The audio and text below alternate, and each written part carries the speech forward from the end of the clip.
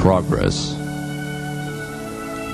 The development and progress of a nation depends upon the intellectual and spiritual training given to the individuals of whom it is composed. Regress is to allow fields to go out of cultivation and to turn vineyards and gardens into rubbish heaps. The fertilizing of the barren soil and its cultivation and turning it into vineyards and gardens is progress. Lands of a developed country consist of gardens, and its mountains have vineyards, while its places of worship are like magnificent palaces.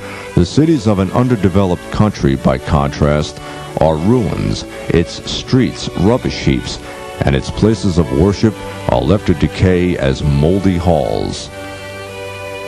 When something has been improved, it becomes cleaner, brighter, better, and more orderly than it formerly was.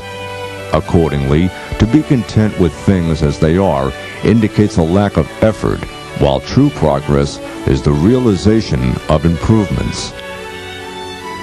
Each advance on the way of progress appears first as a concept. Then, the mass of people are persuaded to accept it. Finally, it is put into practice by those united in heart and mind. Every attempt to make progress which has not been authorized by reason and science is condemned to futility.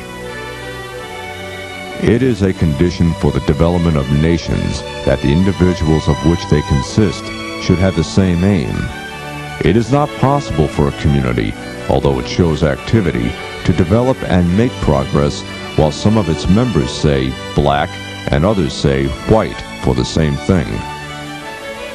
Not having received education in a shared tradition, people of a country split into different camps according to differences in their knowledge and upbringing, and they entertain enmity towards one another. It is impossibly difficult for such a community so inwardly split to make progress.